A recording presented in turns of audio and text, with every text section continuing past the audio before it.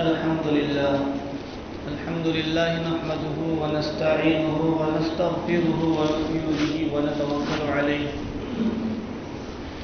ونعوذ بالله من شرور أنفسنا ومن سيئات أعمالنا من يهده الله فلا مضل له ومن يضلل فلا هادي له ونشهد أن لا إله إلا الله وحده لا شريك له ونشهد أن سيدنا ومولانا محمدا عبده ورسوله أما بعد فقد قال الله تبارك وتعالى في القرآن المجيد والفرقان الحميد فأعوذ بالله من الشيطان الرجيم بسم الله الرحمن الرحيم سبحان الذي أسرى بعبده ليلا من المسجد الحرام إلى المسجد الأقصى الذي باركنا حوله لنريه من آياتنا إنه هو السميع البصير وقال الله تبارك وتعالى ثم دنا فتدلى فكان قاب قوسين أو أدنى صدق الله مولانا العظيم وقال النبي صلى الله عليه وسلم لقد رأيت الله عز وجل أو كما قال عليه الصلاة والسلام اللهم صل على سيدنا ومولانا محمد وعلى آل سيدنا ومولانا محمد وبارك وسلم اللهم صل على سيدنا ومولانا محمد وعلى آل سيدنا ومولانا محمد وبارك وسلم اللهم صل على سيدنا ومولانا محمد وعلى آل سيدنا ومولانا محمد وبارك وسلم. میرے محترم بزرگوں اور دوستوں اور عزیز دینی ایمانی بھائی، گزشتہ 2 جمعات سے معراج کے سفر کا تذکرہ چل رہا تھا. واقع معراج کس سبب سے پیش آیا اور اس کے پس منظر میں کیا واقعات تھے، یہ باتوں کا تذکرہ حضرات کے سامنے ہوا. اور اسی کے ساتھ ساتھ بہت ساری باتیں اس سفر میں اللہ کے رسول صلی اللہ علیہ وسلم نے جن کا مشاہدہ کیا، وہی باتیں آپ حضرات کے سامنے چل رہی تھی. معراج اور اسراء اس واقعے کے 2 نام ہیں. اصطلاحاً معراج کا واقعہ اسے کہا جاتا ہے اور علمی اعتبار سے اس کے 2 نام ہیں. ایک وہ سفر ہے جسے اسراء کہا جاتا ہے اور دوسرا ایک سفر ہے جسے معراج کہا جاتا ہے. حالانکہ ایک ہی واقعہ ہے، لیکن علماء نے اس کی 2 توجیہات کی ہیں. ایک تو وہ سفر جو مسجد حرام سے لے کر بیت المقدس تک کے ہوا ہے، اسے اسراء کا سفر کہا جاتا ہے. عربی میں اسراء کے معنی آتے ہیں رات میں سفر کرنے کے اور تیزی کے ساتھ جانے کے. چونکہ اللہ کے رسول صلی اللہ علیہ وسلم عشاء کی نماز کے بعد ام ہانی کے گھر پر آرام فرما تھے اور آپ خود فرماتے ہیں کہ بین النائم والیقظان، کہ میں ابھی نیند اور بیداری کے درمیان ہی میں تھا. جسے آپ کچی نیند کہیں. نہ میں ایسا گہرا سویا تھا کہ اٹھ نہ سکوں اور نہ بیدار تھا کہ مجھے کوئی بیدار سمجھے، بلکہ نیند اور بیداری کے درمیان میں ہی تھا کہ اچانک مجھے معراج کا سفر کروایا ہے. تو جو سفر مسجد حرام سے شروع ہوتا ہے، مسجد اقصی تک پہنچتا ہے، اسے اسراء کا سفر کہا جاتا ہے. اور پھر مسجد اقصی سے جو آسمانوں کی طرف سفر ہوتا ہے، اسے معراج کا سفر کہتے ہیں. معراج کے معنی آتے ہیں ترقی کے، عروج، ترقی کی طرف چڑھنا، آسمان کی طرف چڑھنا. اسی لیے اس سفر کو معراج کہا گیا. ان 2 سفروں پر مشتمل ایک واقعہ ہے اور اس ایک واقعے کے 3 پہلو: واقعہ کا سبب اور خود ایک واقعہ، اور پھر اس واقعے سے ہمیں کیا سبق ملتا ہے، ہم نے اس واقعے سے کیا چیزیں سیکھی ہے. تو گزشتہ جمعے میں تذکرہ چل رہا تھا، اللہ کے رسول صلی اللہ علیہ وسلم سفر کر رہے ہیں. راستے میں دیکھا کہ کچھ لوگ ہیں جن کے ناخن تانبے کے بنے ہوئے ہیں اور ان ناخنوں سے اپنے جسم کو نوچ کر کھا رہے ہیں. اللہ کے رسول صلی اللہ علیہ وسلم نے جبرائیل سے پوچھا تھا کہ جبرائیل یہ کون لوگ ہیں؟ تو جبرائیل علیہ السلام نے اس کا جواب دیا تھا کہ آپ کی امت یہ وہ لوگ ہیں جو ایک دوسرے کی غیبتیں کیا کرتے تھے۔ پھر آپ نے کچھ اور لوگ دیکھے تھے جو خون کی نہر کے اندر تیر رہے ہیں، اور ایک شخص ہے کنارے پر بیٹھا ہوا جو پتھر پھینک کر ان کے سر پر مارتا ہے۔ جبرائیل علیہ السلام سے اللہ کے رسول صلی اللہ علیہ وسلم نے پوچھا تھا کہ جبرائیل یہ کون لوگ ہیں؟ جبرائیل علیہ السلام نے فرمایا تھا کہ یا رسول اللہ صلی اللہ علیہ وسلم، یہ آپ کی امت کے وہ لوگ ہیں جو سود خور کہلاتے تھے، جو سود کھایا کرتے تھے۔ آج قیامت کے دن میدان محشر میں ان کے ساتھ ایسا ہی معاملہ کیا جائے گا۔ یہ سبق اس امت کو اس واقعے سے ملا۔ پھر آپ آگے بڑھتے چلے گئے، یہاں تک کا تذکرہ گزشتہ جمعے میں ہو چکا تھا۔ پھر آپ آگے بڑھتے چلے گئے، آپ نے کچھ لوگوں کو دیکھا کہ جو دونوں ہاتھوں کو زمین پر ٹکائے ہوئے ہیں اور دونوں پیر ان کے زمین پر ٹکے ہوئے ہیں، اور ان ہاتھوں اور پیروں کے بل وہ جانوروں کی طرح چل رہے ہیں، اور پھر ان کے جسموں پر گوشت کے لوٹے لٹک رہے ہیں۔ جبرائیل علیہ السلام سے اللہ کے رسول صلی اللہ علیہ وسلم نے پوچھا تھا کہ جبرائیل یہ کون لوگ ہیں؟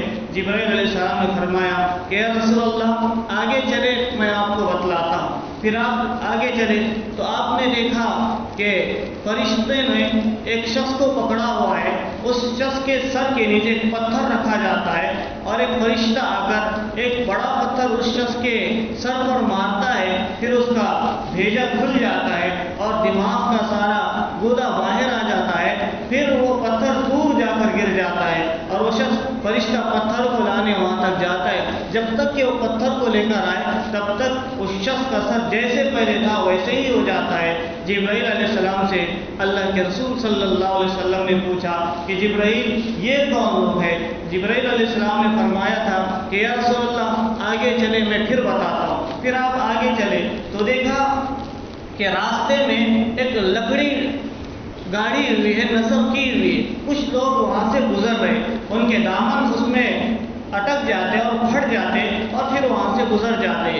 جبرائیل علیہ السلام سے پوچھا گیا کہ یہ کون لوگ ہیں؟ کہا کہ یا رسول اللہ آگے چلے میں آپ کو آگے بتاتا ہوں۔ پھر آپ آگے چلے تو دیکھا کہ کچھ لوگ ہیں جن کی زبانوں کو کینچیوں سے کاٹا جا رہا ہے۔ جبرائیل علیہ السلام سے اللہ کے رسول نے پوچھا کہ جبرائیل یہ کون لوگ ہیں؟ کہا کہ آگے چلے پھر میں آگے بتاتا ہوں۔ آپ پھر آگے چلے تو آپ نے دیکھا اللہ کے رسول صلی اللہ علیہ وسلم نے کہ آسمان سے کچھ چیزیں نیچے اتر رہی تھی۔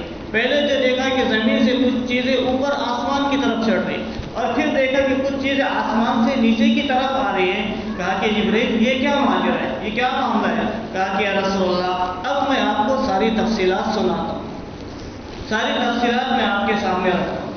وہ لوگ جن کے بارے میں آپ نے دیکھا تھا کہ جو ہاتھوں کے بل اور دونوں پیروں کو نیچے ٹکائے ہوئے ہیں اور جانوروں کی طرح چل رہے ہیں، جن کے سرینوں پر اور پیٹھ پر گوشت کے لوٹے لٹکے ہوئے ہیں، یہ کون لوگ ہیں؟ آپ نے پوچھا تھا۔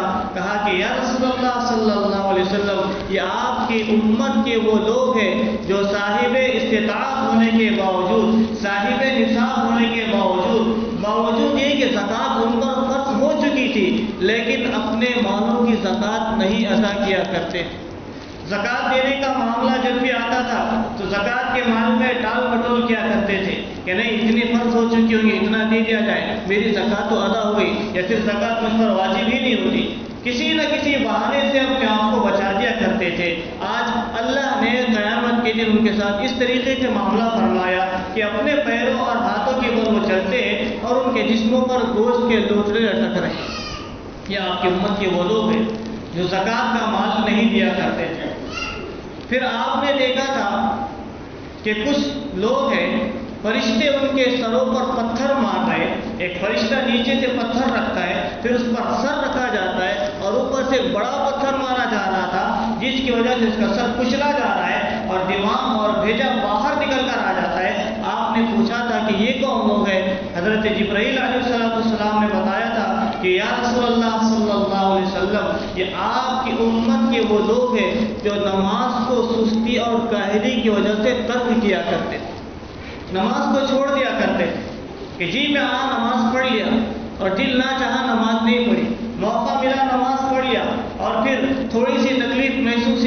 پھر جسم میں تھوڑی سی سستی محسوس ہوئی، نماز کو ترک کر کے. یہ آپ کی امت کے وہ لوگ ہیں.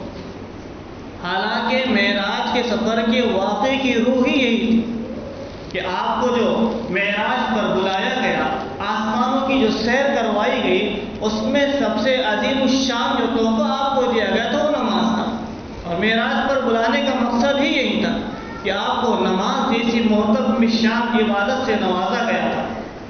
لیکن آپ کی امت کے وہ لوگ جو سستی اور کاہلی کی وجہ سے نماز ترک کرتے ہیں اور چھوڑ دیا کرتے تھے، ان کے ساتھ آج میدان محشر میں اسی طریقے کا معاملہ کیا جائے گا.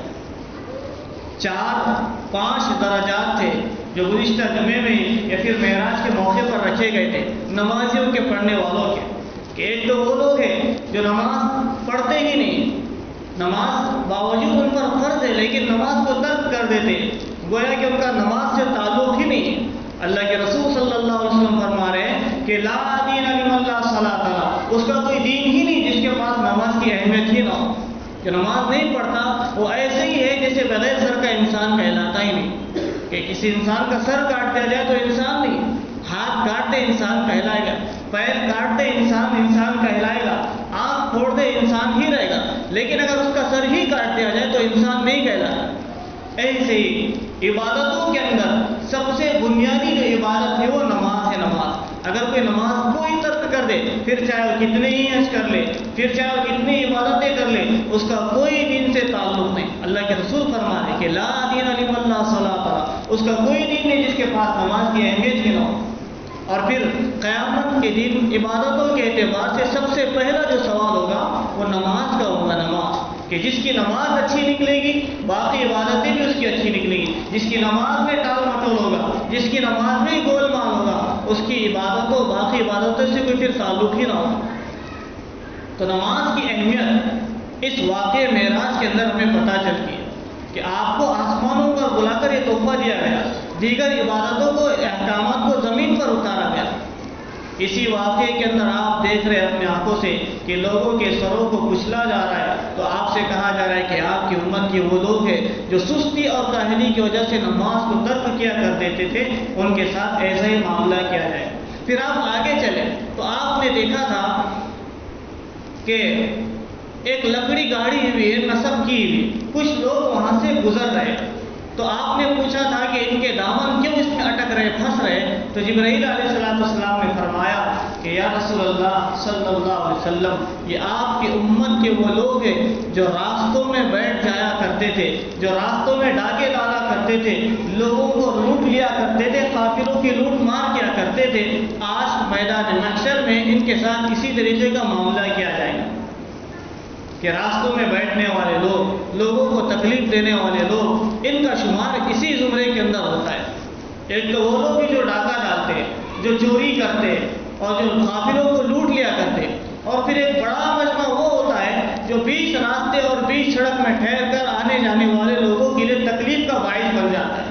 ان کے ساتھ میدان محشر میں یہی معاملہ کیا جائے گا کہ آج ہم ہمارے معاشرے کے اندر، ہمارے علاقے میں اور ہماری سوسائٹی میں ان حالات کا مشاہدہ نہیں کرتے کہ ایک نوجوان اور پورے تن تناؤ کے ساتھ گاڑی پر آ کر بیچ سڑک پر راستے پر گاڑی لگا دے اور یہ سمجھے کہ روڈ میرے گھر کی ہے. تو کیا اس کا شمار اس زمرے میں نہیں ہوگا کہ راستے سے آنے جانے والے لوگ ہیں، خواتین راستے سے آتی ہے، بچے راستے سے گزرتے، یا پھر کوئی ادھر سے ادھر جا رہا ہو اور ہم ہیں کہ بیچ راستے میں گاڑی کو روک کر سارے لوگوں کے راستے کو آڑ بنا کر بیٹھے ہوئے اور باتیں کر رہے ہیں. کل قیامت کے دن ان کے ساتھ یہی معاملہ ہوگا کہ یہ وہاں سے گزریں گے تو ان کے دامن پھٹیں گے اور پھر ادھر سے ادھر آئیں گے تو ان کے دامن اس لکڑی کے اندر پھٹ پھٹ کر جو اس کے بکھرتے چلے جائیں گے. اللہ کے رسول صلی اللہ علیہ وسلم نے فرمایا تھا کہ آپ سے فرمایا گیا تھا کہ آپ کی امت کے وہ لوگ ہیں جو لوگوں کا راستہ روک دیا کرتے تھے، جو لوگوں کے راستے میں قافلوں کو لوٹ لیا کرتے تھے. پھر آپ آگے بڑھے تھے، آپ نے دیکھا تھا کہ کچھ لوگ ہیں جن کی زبانوں کو قینچیوں سے کاٹا جا رہا تھا. آپ نے پوچھا تھا کہ جبرائیل یہ کون لوگ ہیں؟ اللہ کے رسول صلی اللہ علیہ وسلم سے فرمایا گیا تھا کہ یا رسول اللہ یہ آپ کی امت کے وہ واعظین، وہ خطباء ہیں جو خود کسی بات کے کہنے کی بات کی ترغیب کیا کرتے تھے لیکن اس بات پر وہ خود عمل نہیں کرتے تھے. اچھی بھلی بات بتاتے تھے، نیکیوں کا حکم تو کرتے تھے، لیکن ان کی زندگیاں ان اعمال سے خالی تھی۔ یہ بولتے تھے لیکن خود نہیں کرتے تھے۔ آج ان کے ساتھ یہ معاملہ کیا جائے گا کہ ان کی زبانوں کو قینچیوں سے کاٹ دیا جائے گا۔ پھر آپ نے دیکھا تھا کہ کچھ زمین سے آسمان کی طرف جا رہا ہے اور کچھ آسمان سے زمین کی طرف آ رہا ہے۔ یہ آپ کی امت کے اعمال ہے۔ اگر آپ کی امت کے اچھے اعمال آسمان کی طرف جاتے ہیں تو اللہ کے آسمان سے اچھے فیصلے زمین پر اترتے ہیں، اور اگر آپ کی امت کے برے اعمال آسمانوں کی طرف جاتے تو آسمانوں سے اللہ کی طرف سے ویسے ہی فیصلے اترا کرتے کہ جیسے اعمال آپ کی امت کے رہیں گے ویسے ہی فیصلے اللہ تعالیٰ کی طرف سے زمین پر اتریں گے۔ ظہر الفساد فی البر والبحر بما کسبت ایدی الناس، زمین میں اور خشکی میں اور تری میں فساد برپا ہو گیا۔ اس فساد برپا ہونے کی وجہ جو ہے وہ لوگوں کے اعمال اعمالکم امالکم، تمہارے اعمال کی وجہ سے تمہارے حکمران طے کیے جاتے۔ اگر رعایا نیک ہو، اگر رعایا عبادت گزار ہو، اگر رعایا اللہ کے احکامات کی پابند ہو تو اس پر حاکم جو مسلط کیا جاتا ہے اس کے اعتبار سے اللہ مسلط کرتے۔ اگر رعایا ہی اللہ کے احکامات کو چھوڑ دے تو پھر ظالم حکمرانوں کا تسلط اس امت پر ہوا کرتا ہے کہ آپ کی امت کے اعمال جیسے اوپر جاتے ویسے اللہ تعالیٰ کے فیصلے آسمانوں سے نیچے اترتے۔ پھر آپ نے ایک اور عجیب چیز دیکھی تھی اس سفر کے دوران۔ آپ نے دیکھا کہ کچھ لوگ ہیں جو زمین میں کھیتی کرتے اور اس کھیتی سے کچھ درخت اڑ جاتے، پودے اڑتے اور پھر اس پر بہت سارے پھل لگتے۔ آپ کی امت کے کچھ لوگ اس کو کاٹتے اور اسے استعمال کرتے۔ پوچھا تھا کہ جبرائیل یہ کون ہوئے؟ کہا تھا کہ یا رسول اللہ صلی اللہ علیہ وسلم یہ آپ کی امت کے وہ لوگ ہیں جنہیں اللہ تعالیٰ نے مال و گھر سے نوازا تھا۔ وہ اپنے مال کو اللہ تعالیٰ کے راستے میں خرچ کیا کرتے تھے۔ اس اللہ کے راستے میں خرچ کرنے کی برکت سے اللہ تعالیٰ نے ان کی نیکیاں اتنی بڑھا دی کہ وہ خود اپنے ہاتھ سے زمین میں بیج کو بویا کرتے تھے اور پھر اس سے اٹھنے والی فصل کو کاٹ کر کھایا کرتے تھے۔ آج قیامت کے دن اس کا ثمرہ اور اس کا نتیجہ خود اپنی آنکھوں سے دیکھیں گے کہ جتنا انہوں نے اللہ کے راستے میں، چاہے مدارس ہو، چاہے مکاتب ہو، چاہے مساجد ہو یا پھر اور کوئی نیک خیرائی کا کام ہو، وہاں پر انہوں نے خرچ کیا تھا، اس کا ثمرہ کل قیامت کے دن اپنی آنکھوں سے خود دیکھیں گے۔ پھر آپ چلتے چلے گئے، آپ بیت المقدس پہنچے۔ آپ نے دیکھا جبرائیل علیہ السلام اور اللہ کے رسول صلی اللہ علیہ وسلم بیت المقدس پہنچتے اور وہاں جا کر آپ نے تحیۃ المسجد 2 رکعت نماز ادا کی، تحیۃ المسجد۔ پھر آپ نے دیکھا کہ تمام انبیاء صفے لگا کر انتظار میں ہیں اور ہر کوئی یہ چاہ رہا تھا کہ امامت کو یہ بڑھے اور وہ بڑھے۔ آدم سمجھ رہے تھے کہ میرا مقام تو سب سے پہلے ہے، میں امامت کروں، اور ہر نبی کے تصور میں ایک الگ خاکہ تھا۔ لیکن جبرائیل علیہ السلام نے اللہ کے رسول صلی اللہ علیہ وسلم کے دست مبارک کو پکڑا اور آگے مصلی پر بڑھا دیا، آپ کو امام الانبیاء بنا دیا۔ روایتوں میں آتا ہے کہ فرشتے آسمانوں سے جو منظر دیکھ رہے تھے انہوں نے بھی اللہ سے درخواست کی کہ یا اللہ اتنی بڑی امامت اور اتنا بڑی صفے، جو مصلی ہو، مقتدی ہو، انبیاء ہو، اور ان کا جو امام ہو امام الانبیاء ہو، ایسی نماز قیامت تک کے نہیں آ سکتی۔ یا اللہ اس نماز میں شامل ہونے کے لیے ہم بھی آپ سے درخواست کرتے ہیں۔ اللہ نے ان کی درخواست کو قبول کیا، فرشتے بھی اللہ کے رسول کی ابتدا میں نماز پڑھنے کے لیے آسمانوں سے اتر کر آ گئے، اور 1,24,000 تقریباً انبیاء علیہ السلام کا مجمع تھا جو آپ کے پیچھے آپ کے ابتدا میں نماز پڑھ رہا تھا۔ آپ کو امام الانبیاء اللہ کے رسول کو بنایا گیا۔ نماز کے بعد سلام پھیرا، ہر نبی اٹھ کر کھڑا ہو، اپنا تعارف کروانا چاہا۔ آدم علیہ السلام نے اپنا تعارف کروایا، کہا کہ میں اللہ کا نبی ہوں، اللہ نے مجھے انبیاء میں سب سے پہلے دنیا میں وجود بخشا ہے اور میری وجہ سے ساری کائنات میں نسل چلی ہے اور میں ساری کائنات کا باپ ہوں، لہذا یہ میرے فضائل اور یہ میری باتیں۔ انہوں نے اپنا تذکرہ کیا۔ وہ جانے کے بعد حضرت نوح علیہ السلام ہے، انہوں نے اپنا تذکرہ کیا۔ حضرت موسیٰ علیہ السلام ہے، انہوں نے اپنا تذکرہ کیا۔ حضرت عیسیٰ علیہ السلام نے کہا، اپنا تذکرہ کیا۔ ہر ایک نے اپنے معجزات کو گنوایا۔ پھر آخر میں باری آئی محمد رسول اللہ صلی اللہ علیہ وسلم کی۔ آپ نے فرمایا کہ الحمدللہ الذی ارسلنی الی کافۃ للناس رحمۃ للعالمین، کہ اللہ کی تمام تعریف اس اللہ کے لیے، ساری تعریف اس اللہ کے لیے جس نے مجھے ساری دنیا کے لیے رحمۃ للعالمین بنا کر بھیجا ہے۔ مجھے رحمت للعالمین بنا کر بھیجا ہے. وجعل امتی خیر امت اخرجت للناس، اور میری امت کو بہترین امت بنا کر بھیجا ہے جو لوگوں کے لیے نکالی گئی ہے. وجعل امتی خیر امت اخرجت للناس، اور پھر وجعلنی بشیرا ونذیرا، اور مجھ کو خوشخبری سنانے والا اور مجھ کو ڈرانے والا بنا کر بھیجا گیا. یہ آپ نے اپنے اوصاف گنانا شروع کی. پھر جبرائیل علیہ السلام نے کہا کہ یا رسول اللہ صلی اللہ علیہ وسلم، جنت کی کچھ حوریں ہیں وہ آپ کا دیدار کرنا چاہتی ہے. اللہ کے رسول صلی اللہ علیہ وسلم کو مسجد اقصی کے پڑوس میں ایک پردے کے پیچھے لے جایا گیا. وہاں پر جنت کی حوریں آپ کا انتظار کر رہی تھی. انہوں نے اللہ کے رسول کا دیدار کیا. پھر آپ وہاں سے آسمانوں کی طرف سفر کرتے چلے گئے.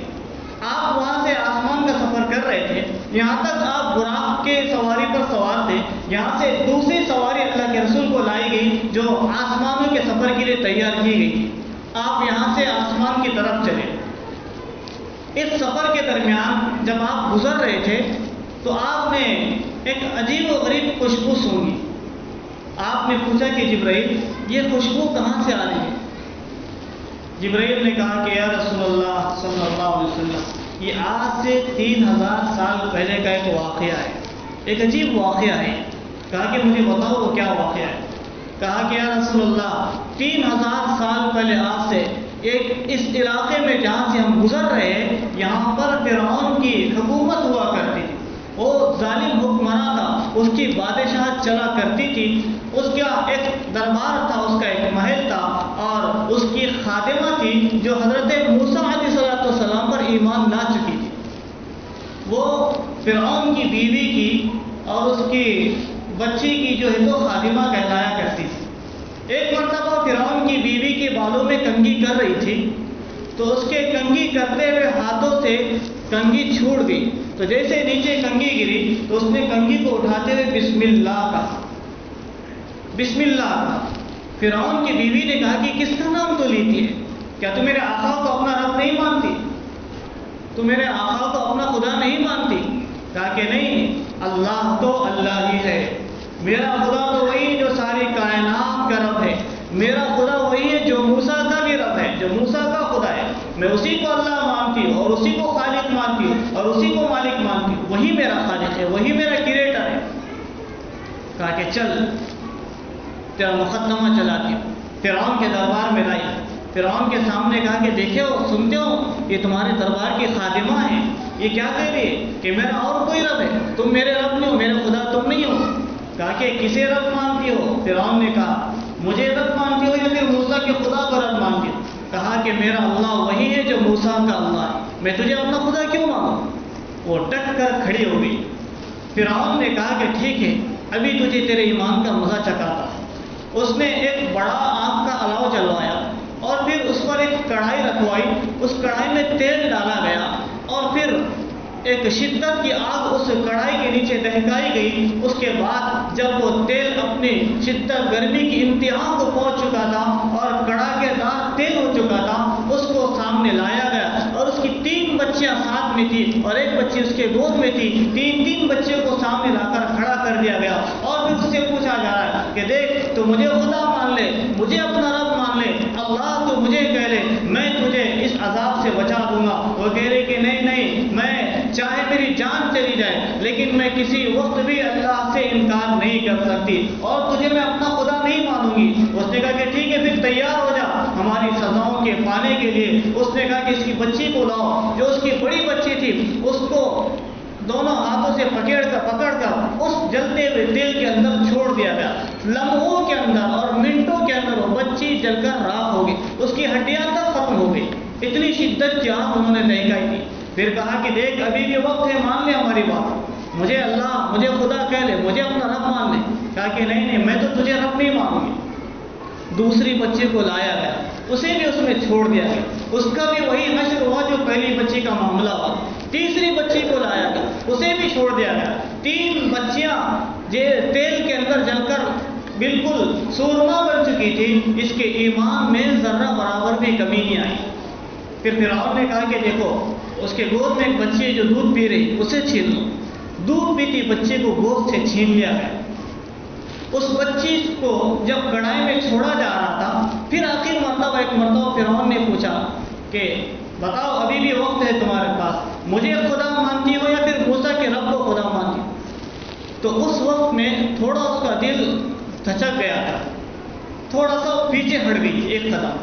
جب وہ پیچھے ہٹ رہی تھی تو وہ بچی جو کڑھائی میں چھوڑی جا رہی تھی، اس بچی نے کہا تھا کہ اماں جان آپ اپنے ایمان سے ذرہ برابر بھی پیچھے مت ہٹنا، کل قیامت کے دن جنت میں میں اور آپ ایک ساتھ دسترخوان پر کھانا کھائیں گے، میں تو تھوڑی دیر میں جل کر راکھ ہو جاؤں گی، لیکن آپ کو میدان محشر میں میرا اور آپ کے ساتھ ملاقات ہوگی، ہم دونوں کے آپس میں جنت میں بات چیت ہوگی۔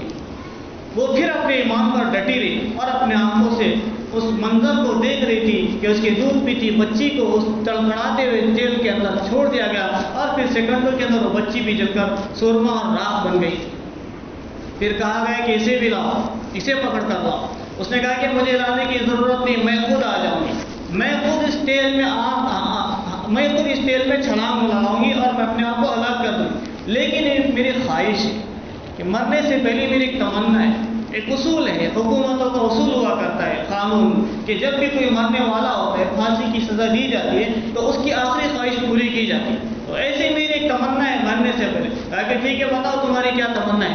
میری یہ تمنا ہے کہ جب میں بھی اس تیل میں جل کر مر جاؤں تو آخر میں جب ہمارے 3 بچے اور 4 بچے اور میری ہڈیاں جمع ہو جائے تو ان سب کے راکھ کو جمع کرنا اور ایک ہی جگہ اسے دفن کر دینا۔ پھر انہوں نے کہا کہ ٹھیک ہے ہم وہیں پر اس کو دفن کر دیں گے، ایک جگہ دفن کر دیں گے۔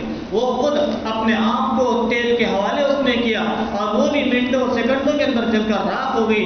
یا رسول اللہ صلی اللہ علیہ وسلم، یہ وہ موسیٰ علیہ السلام کی قوم کی پکی سچی ایمان والی خاتون تھی جس نے اپنے آپ کو جلانا پسند کر دیا تھا، لیکن اپنے ایمان کا سودا اس نے نہیں کیا تھا۔ آج 3000 سال ہو چکے اس واقعے کو ہو کر بھی آج تک وہاں سے خوشبوئیں اٹھا کرتی ہے۔ آپ سفر معراج پر چل رہے ہیں، آسمانوں کے سفر پر آپ ہیں اور 3000 سال کا وقفہ گزر چکا ہے، آپ کو وہاں سے خوشبو آ رہی ہے اور امت کو پیغام دیا جا رہا ہے کہ دیکھو تمہارے ساتھ بھی ایسے معاملات ہوں گے، تمہارے ساتھ بھی حالات ایسے آئیں گے، ساری دنیا کا ظالم تم پر ٹوٹ پڑے گا اور ساری دنیا تم پر شکنجے میں کس لے گی، تمہارے ایمان کے سودے ہوں گے، لیکن یاد رکھنا 3000 سال پہلے جیسے موسیٰ کے رب پر اس خاتون نے ایمان لایا تھا، تمہارے ایمان میں بھی ذرہ برابر بھی کمی نہ آئے تو پھر تمہاری تاریخ زندہ رہے گی، تم مرنے کے بعد بھی لوگوں کے دلوں میں زندہ رہو گے۔ آج 3000 سال نہیں بلکہ 4000 سال اس واقعے کو ہو چکے ہیں، آج تک فرعون کی اس باندی کا تذکرہ تفاسیر کے اندر ملتا ہے، احادیث میں ملتا ہے اور مساجد میں کیا جاتا ہے۔ معراج کا واقعہ جب بھی ہوگا جب اس باندی کے ایمان کا تذکرہ کیا جائے گا۔ اس کی اور بھی خادمائیں تھیں اور اس کی اور بھی شہزادیاں تھیں اور بھی کنیزائیں تھیں، سب کی تاریخ کو مٹا دیا گیا، کسی کا نام کتابوں میں باقی نہیں۔ اگر نام کسی کا باقی ہے تو اس خاتون کا باقی ہے جس نے اپنے ایمان کو پہاڑ جیسا بنایا۔ تو امت کو اس واقعے میں پیغام دیا گیا کہ تم پر بھی اگر حالات ایسے آئے تو تم بھی اپنے ایمان پر ایسے ہی جمنا اور ڈٹ جانا جیسے وہ فرعون کی باندی اس وقت اپنے ایمان پر ڈٹ گئی۔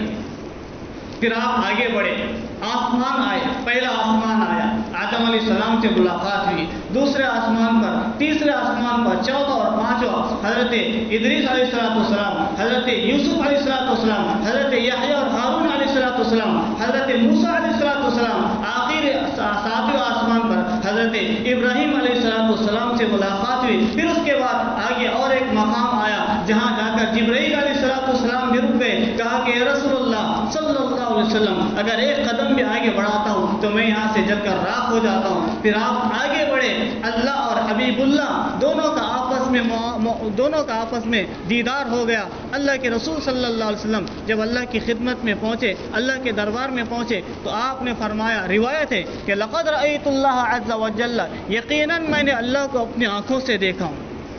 بس ایک نور تھا، نور میں اپنی آنکھوں سے دیکھ رہا تھا۔ بہرحال آپ وہاں پر جب پہنچے تو اللہ تعالیٰ نے کہا کہ یا نبی تم میرے لیے کیا لایا؟ کہا کہ التحیات للہ والصلوات والطیبات، یا اللہ تمام بدنی عبادتیں، تمام جانی عبادتیں، تمام مالی عبادتیں، تمام پاکیزگیاں وہ سب اللہ آپ ہی کے لیے۔ اللہ کی تعریف بیان کی، تو جب آپ نے جملہ کہا تھا التحیات للہ والصلوات والطیبات، اللہ نے ادھر آسمانوں سے کہا کہ السلام علیک ایھا النبی، السلام علیک ایھا النبی، اے نبی آپ پر سلامتی ہو، ہم آپ کو سلام پیش کرتے ہیں۔ اس وقت معراج کے اس سفر میں اور اللہ کے پاس آپ کھڑے ہوئے، اس وقت آپ نے اس گناہگار امت کو بھی یاد کیا تھا، کہا کہ یا اللہ مجھ پر تو آپ نے سلامتی بھیج دی ہے، میری امت کا کیا ہوگا، میری امت کا کیا ہوگا، میری امت کو بھی سلامتی چاہیے۔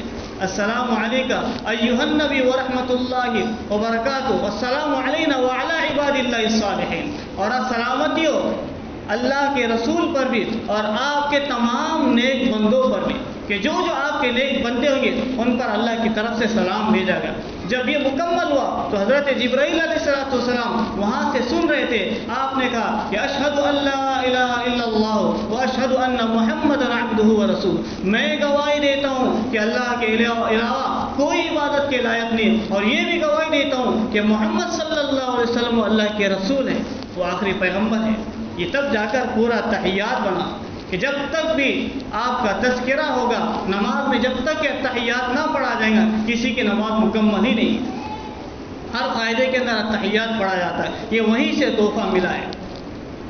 پھر اللہ تعالیٰ اور رسول اللہ صلی اللہ علیہ وسلم کی آپس میں گفتگو ہو رہی ہے، راز و نیاز کی باتیں چل رہی ہے، کچھ باتیں آپ نے کی، کچھ باتیں اللہ نے ان کو سنائی، اور جو باتیں امت کو بتلانی تھی وہ باتیں امت تک پہنچائے گی، اور جو باتیں راز و نیاز کے اندر رکھنی تھی اسے راز و نیاز میں رکھا گیا۔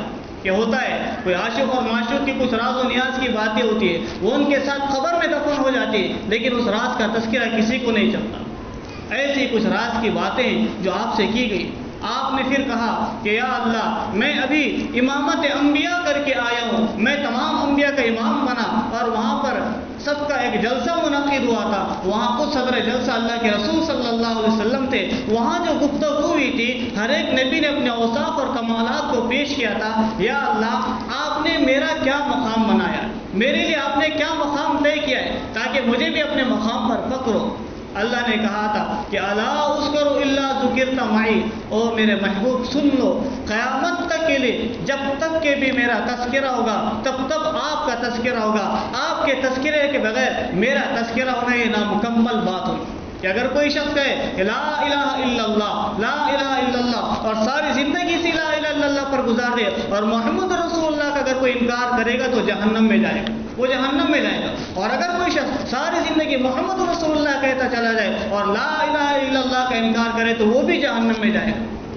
کہ وَرَفَعْنَا لَكَ ذِكْرَكَ، او نبی جی ہم نے تمہارے ذکر کو بلند کر دیا، بلند، کہ ہر نماز میں، ہر اذان میں، ہر وقت تمہارا تذکرہ جب جب ہوگا، جب جب ہمارا تذکرہ ہوگا، کہ ہمارے تذکرے کے ساتھ، ہمارے ذکر کے ساتھ ہم نے تمہارے ذکر کو لازمی جوڑ دیا ہے۔ کہ اذان جب تک مکمل نہیں، جب تک کہ محمد رسول اللہ اندر نہ آ جائے، جب تک کہ محمد رسول اللہ صلی اللہ علیہ وسلم اندر نہ آ جائے، التحیات جب تک مکمل نہیں، جب تک کہ آپ کا سلام نہ بھیجا جائے۔ وَرَفَعْنَا لَكَ ذِكْرَكَ، ہم نے آپ کے ذکر کو بلند کر دیا ہے۔ یہ انعامات آپ پر ہوئے۔ پھر آپ کو 50 نمازیں عطا کی گئی، 50 نمازیں۔ اللہ کے رسول صلی اللہ علیہ وسلم ان 50 نمازوں کو لے کر واپس ہو رہے تھے۔ حضرت موسیٰ علیہ السلام ان کی ملاقات ہوئی۔ موسیٰ نے کہا، علیہ السلام نے کہا کہ اے محمد صلی اللہ علیہ وسلم، یہ جو 50 نمازیں آپ کی امت کو دی جا رہی ہے، میری امت کو 2 یا 3 نمازیں دی گئی، وہ ان نمازوں کی پابندی نہیں کرتی، آپ کی امت 50 نمازوں پر کہاں سے عمل کرے گی؟ کہا جاؤ واپس جاؤ۔ واپس گئے، 45 ہوئے، 5 نمازیں کم کروائی گئی۔ پھر واپس آئے، کہا کہ 45 پر بھی عمل نہیں کر سکتے۔ جانتے تھے کہ 1400 سال بعد آنے والی امت 5 نمازوں کی کیا پابندی کر پائے گی۔ کیا حال ہے آج ہماری مساجد کا، ہمارے معاشرے کا، کہ نماز جس کو بنیادی عبادت قرار دیا گیا، عبادتوں کی اہم جڑ جسے قرار دیا گیا، فجر کی نماز میں آپ آ کر دیکھیں 1 صف، 1.5 صف اور 2 صف مکمل نہیں ہونے پاتی۔ ظہر کی نماز کا وہی حال ہے۔ ایک وقت ہے کہ جمعہ کا ایسا موقع آتا ہے کہ جمعے میں ساری مسجدیں بھری پڑی ہوئی کہ جگہ کم پڑ جاتی ہے۔ معراج کا موقع ہو، شب برات ہو یا شب قدر ہو یا پھر رمضان کا موقع ہو، ایسے موقع ہوتے ہیں اس وقت ہم نمازیوں سے مصلیوں سے مسجدیں بھر جاتی ہیں۔ لیکن عموماً جو ہماری مسجدوں کا حال ہے کہ شاید یہی مسجدیں انہیں بد دعا دیا کرتی ہیں کہ جو مسجد کو آباد کرتا ہے مسجد دعا دیتی ہے کہ اللہ اس کے گھر کو تو آباد کر، اور جو مسجد کو ویران کرتا ہے اللہ تو اس کے گھر کو ویران کر۔ یہ مسجد بد دعا دیا کرتی ہے۔ میں نے کہا تھا معراج کے موقع پر ایک پڑوس ملک کے عالم یروشلم گئے تھے، وہاں ایک یہودی سے ان کی ملاقات ہو رہی تھی۔ وہ یہودی بار بار یہ پوچھ رہا تھا کہ تمہاری مسجد میں فجر میں کتنے لوگ آتے ہیں، کتنا مجمع ہوتا ہے فجر کی نماز میں، کتنی صفیں بھرا کرتی ہے۔ وہ کہتے کہ بھئی 1 صف ہوتی ہے، 1.5 صف ہوتی ہے، 2 صف ہوتی ہے۔ وہ خوش ہوتا جا رہا ہے۔ آخر میں 1 ہفتہ گزر گیا، انہوں نے کہا کہ بار بار کیوں پوچھتے ہو، فجر کی نماز کا ہی تذکرہ کیوں کرتے ہو؟ کہا کہ میں نے اپنی کتابوں میں پڑھا ہوں، ہمارے مذہب کی کتابوں میں میں نے پڑھا ہوں کہ جس دن امت محمدیہ صلی اللہ علیہ وسلم فجر کی نماز میں ویسے ہی جمع ہو جائیں گی جیسے جمعہ کی نماز میں آیا کرتی ہے، تو اس دن اللہ حکومت ان کے ہاتھ میں سونپ دے گا، اقتدار اللہ انہیں نواز دے گا۔ لیکن ابھی ہم آرام سے ہے، سکون میں، کہ جب تک تمہاری امت فجر میں نماز میں ایسے جمع نہ ہو جائے جیسے جمعہ میں جمع ہوتی ہے، جب تک کہ ہمیں کوئی فکر کرنے کی ضرورت نہیں۔ ہاں، جس دن تم فجر کی نماز سے مسجدوں کو بھر دو گے تو پھر ہمیں اس دن سے فکر کرنی شروع ہو جائیں گی، اور جس دن سوچنا شروع کر دیں گے کہ انہیں کیسے برباد کیا جائے۔ یہ یہودیت کی سوچ اور ان کی کتابوں میں لکھا ہوا ہے۔ تو میرے حال 40 ہوئی، 35 ہوئی، 30 ہوئی، یہاں تک کہ آخر میں کرتے کرتے حضرت موسیٰ علیہ السلام نے دیکھا کہ جب 5 نمازیں باقی رہ گئی تو کہا کہ یا رسول اللہ ابھی کم کرا کیا ہے، مجھے یقین ہے کہ آپ کی امت نہیں پڑھ سکتی۔ اللہ کے رسول صلی اللہ علیہ وسلم نے فرمایا تھا کہ موسیٰ اب مجھے شرم آتی ہے دوبارہ واپس جانے کے لیے، میں نہیں چاہتا ہوں کہ اب اس 5 سے نیچے بھی کم کرواؤں۔ پیچھے سے آواز آئی کہ او نبی جی کان کھول کر سن لو، ہم نے تمہاری امت پر 50 نمازیں فرض کی تھی اور چھٹتے چھٹتے 5 نمازیں رہ گی، لیکن یاد رکھو امت تمہاری 5 نمازیں پڑھے گی اور ہم ثواب 50 نمازوں کا اسے دیں گے۔ 5 نمازیں پڑھے گی، ثواب 50 نمازوں کا ہم دیں گے۔ یہ واقعے کی اصل روح ہے، معراج کے واقعے کے اصل مقصد ہے نماز، کہ نماز کے بغیر دین مکمل نہیں۔ لیکن آج ہماری مسجدیں جمعہ کے موقع پر اعلان کرنا پڑ رہا ہے، معراج کے واقعے میں رات میں اعلان کرنا پڑ رہا ہے، شب برات میں اعلانات ہو رہے کہ بھائی اوپر چلے جائے، نیچے جگہ کے انتہا جگہ کافی نہ ہو رہی ہے۔ اور دوسری نمازوں کا یہ حال ہے کہ ساری مسجد خالی پڑی ہوئی۔ میرے عزیز ساتھیوں، یہ معراج کے واقعے کا جو اصل مقصد ہے کہ آپ پر اور مجھ پر اور ساری امت محمدیہ صلی اللہ علیہ وسلم پر جو نماز فرض کی گئی تھی، ہمیں اس واقعے سے یہی سبق حاصل کرنا ہے کہ جب تک ہم نمازوں کی پابندی پر نہ آئیں گے، دوسری عبادتوں کا معاملہ ہمارا بالکل ایسے ہی کھوکھلا رہے گا جیسے کہ اللہ کے رسول نے فرمایا کہ جس کی نماز کامیاب ہو جائیں گی اس کی دوسری عبادتیں بھی اللہ کے نزدیک مقبول ہو جائیں گی، اور جس کی نماز میں کھوٹ نکل جائے گا اس کی دوسری عبادت سے کوئی توقع نہیں کی جاتی۔ تو آج ہم اس معراج کے واقعے سے اور اس معراج کے پورے مہینے میں جو باتیں آپ حضرات کے سامنے پیش کی گئی، یہاں سے سبق لے کر جائے کہ انشاءاللہ اب یہاں سے اپنی زندگی کو ایک الگ موڑ پر ہم لائیں گے اور اپنی زندگی کو عبادتوں کی طرف پھیر دیں گے، اور اپنی زندگی کے رخ کو اللہ کی وحدانیت کی اور اللہ کی عبادتوں کی طرف پھیریں گے، اور پھر خالصتاً معراج کے موقع پر واقعے کا تذکرہ کر لینا ناکافی بات ہے، ہمیں اس واقعے سے سبق حاصل کرنا چاہیے۔ یہ تو ایک فارمیلٹی بن جا رہی ہے، ایک رسمی بات ہو جاتی ہے کہ ربیع الاول کا مہینہ آ جاتا ہے، ہم آپ کی محبت کے دعوے کرتے ہیں، معراج کا مہینہ آ جاتا ہے، واقع معراج سنا دیا جاتا ہے، ایسی شب برات ہوتی ہے، مسجدیں بھر جاتی ہے۔ ہم فارمیلٹیز والے مسلمان نہیں ہیں، ہم حقیقی مسلمان ہیں۔ ہم ان حقیقتوں پر آ جائیں جن حقیقتوں پر اللہ کے رسول صلی اللہ علیہ وسلم نے صحابہ کو چھوڑ کر گئے تھے، جن صفات پر صحابہ کو اللہ کے رسول نے چھوڑا تھا۔ اگر امت ان صفات پر آج بھی آ جائیں گی تو آج بھی اللہ کی مدد ہمارے ساتھ شامل حال ہو سکتی ہے۔ کہنے والا بھی عمل کا محتاج ہے، سننے والے بھی عمل کے محتاج ہے۔ اللہ تعالی ہم سب کو کہنے اور سننے سے زیادہ عمل کی توفیق عطا فرمائے۔ آمین۔ وآخر دعوانا